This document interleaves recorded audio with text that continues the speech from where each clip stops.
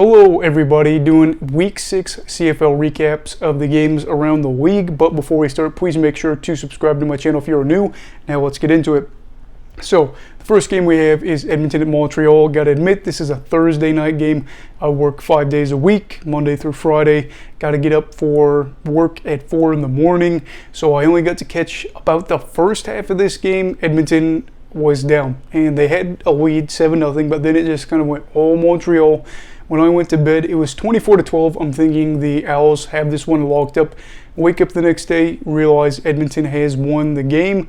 Actually, in the middle of the night, I went to check the score, and I was just in disbelief. For this one, it appears, Danny Machocha fired Corey Jones because of discipline issues. They had 13 penalties for 193 yards. And then turnovers, again, ended up being a thing that worked out for the Elks as they pick up another win by scoring points off of turnovers. Not the backbone of how you want to build the team for consistent success, but you will take it. They have 2 wins through 6 games, had 3 through their 14 regular season games last year. Now, moving on over to the other games, I was able to watch these ones a lot more. You had Calgary at Winnipeg. That game was good as well here, as you had the Blue Bombers win 26-19. A big thing for me was the fact that Calgary was able to get out to a lead 7-3 thanks to that fumble recovery, and then you just saw these two teams battle it out. Carlton Agadosi was an absolute monster for this game, had 2 touchdowns, and those were his first one in the CFL and then his second one. Those were really big as he was able to help his team out there. And then you just saw a team in Calgary that kept shooting themselves in the foot. I felt like Kadeem Carey had a pretty good game but was underused, and I felt like Calgary really was behind the sticks there. Of course, if you are new to the CFL, second down is essentially third down because it's just, you can do 3 outs or 3 downs, but you only get 3 plays in general. So if you turn the ball over on third down, there's no other down. So there's second down, third down for you newer fans to the league. They were in second down, I think 4 for 16, but they were 3 for 11 when they were back 2nd and 7 or more. So basically you have to get 7 yards or more in order to get the first down. That's not going to be a recipe for success. Very unfortunate there. I think at the end of the day, though, it was just dumb penalties. You have to think they had, for Calgary that is, on why they lost this game. They had an interfering the kicker penalty that ended up being a touchdown later on for Winnipeg, when it could have just been a field goal. You had the Peyton Logan return touchdown that was taken back because of a holding goal. And in general, this was just hard for the team. And Kamar Jordan had 7 targets, maybe 1 reception, had the game-losing drop, fumble, tip, whatever you want to call it, as he goes down to what would have been probably to at least tie the game if they get that PAT there, but ends up bobbing out of his arms. They lose the game. And Calgary, a team that was undefeated coming into this, knows now that they can play with Winnipeg and probably beat them. All they have to do next time is probably just not shoot themselves in the foot. Not saying that Winnipeg won't adjust, and I still do think Winnipeg will beat them the next time they play, or should. But for Calgary, it does feel good knowing that you can hang with the best of them and, know out of this game that you could win and on the road. So, moving over to Touchdown Atlantic, you had the Rough Riders game and the Argonauts. These two teams pairing up for a thrilling 30-24 win for the Argonauts. Got hot before the game as Duke Williams threw Shaq Richardson's helmet at him. And then Coach Dinwiddie was saying that he spit in his face, not Dinwiddie's, but Williams' face, or Richardson's face, sorry, it's been a long day. But yeah, he was saying that Duke Williams did that, and in general, things were just really heated. The Riders scored first, but it was Toronto able to take a 7-4 lead, and then we saw Fajardo go down as he was set by Sean Oakman. That looked really rough there as he has a knee brace going on right now, and it feels like you might think about maybe resting Fajardo going through the bye just because of the situation they're in. You don't want him to get hurt any more than he probably is, as he said his knee's an issue, and I do think that might have factored into this game. Going forward, the Argonauts took a big 14-7 lead thanks to Cam Phillips getting left wide open, and I do mean wide open. He was probably getting 8 yards of separation.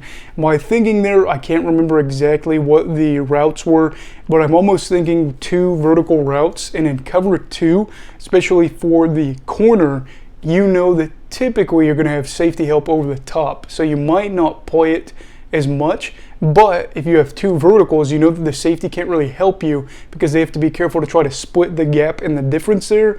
And I think that might have been something that happened. Again, I don't remember the other route that was run, but I think it was at least looking like it would be a vertical route. And then of course that led to that touchdown there. And that was what we saw before the lead was just 3 for the Argonauts, 17-14 at the break. Duke Williams got a 32-yard major to make it a 21-all game in the third quarter. The Nova Scotia native, Brent Lawther, gave his team a 24-21 lead with a little under 5 minutes to go. And then we saw Boris Beatty miss a field goal but got the single, made it a 2-point game with about 3 minutes to go. And with just about 2-ish minutes left in the game, I'm thinking the Rough Riders have a great chance of winning this with a 2-point cushion before Cody Fajardo throws a pick six to Wynton McManus with 127 seconds left on the clock. And the Argonauts go for a 2-point conversion. They make it 30-24 now in their favor. The Riders got the ball back, tried to mount a comeback, but then saw another Fajardo interception. This one was picked off thanks to a tip by one of his receivers, and the Argos moved to 2-2 as Dickinson's guys moved to 4-2. And we also saw Andrew Harris move to 4th all-time in CFL history for all-purpose yards, so that was cool. And then looking back from this, you do wonder if the lack of depth for the Saskatchewan Roughriders or just the fact that they're missing Leonard, Marino, and Robertson in this could have played a factor in this. And we will have to see going forward. Also, going forward, I might want to use my glasses for this. I took a lot of notes, but unfortunately not able to read them. So I'm kind of going off memory, so lucky me. And then the final game of this week, we saw Ottawa at Hamilton, 25-23. Caleb Evans got the start in Jeremiah Mazzoli's absence because of his injury, thanks to Garrett Marino. And was able to start it off well. They got their first drive going to take a 7-0 lead. And then we saw these teams just duke it out. And I think an interesting note here, the Red Blacks ran the ball 4 times, I think. If that's 4, I can't read it. I should have brought my glasses. But yeah, I think they ran the ball 4 times in their first drive for 0 yards. Ended up only carrying the ball 17 more times for 90 yards, if I'm not mistaken. Caleb Evans, a big part of the reason why William Powell did not have a big game on the ground. And then the Red Blacks later would go on to have a big play from Jalen Acklin on the slow go route. You get that slant and then you go out. Really confused me there just because you think he was in double coverage. How does he get to the outside? I could understand maybe making a break to the inside if you were on an island, which, you know, it's just by yourself, man on man. Usually you would at least have some form of linebacker help. You might just say, I don't know what call you'd say. Every team's got a different call, even on a week-to-week basis. Let's say the call is Lizzie. That would tell the linebacker, hey, I'm on an island, but if you could give me some inside help, that would be nice. But you get that slant and go route. He breaks to the outside in double coverage and then goes for a big play there. That was just really entertaining. But in general, the Red Blacks' next 4 drives were just really rough as they had a 2-0, interception, 2-0, and a punt. And at the end of the first half, it was a 18-10 Hamilton lead, I believe. Again, I apologize. Should have my glasses with me. Didn't realize the font was going to be so tiny. Now, luckily for our Nation fans, their team responded quickly from the break going back into the second half as they had a QB sneak by Caleb Evans on the 1-yard line and converted the PAT to make it an 18-17 game. And then we get to see a total of 10 drives between the two sides that ended up in punts consecutively, and that was broken up finally by the Dane Evans fumble that led to Ottawa getting the ball on Hamilton's 1.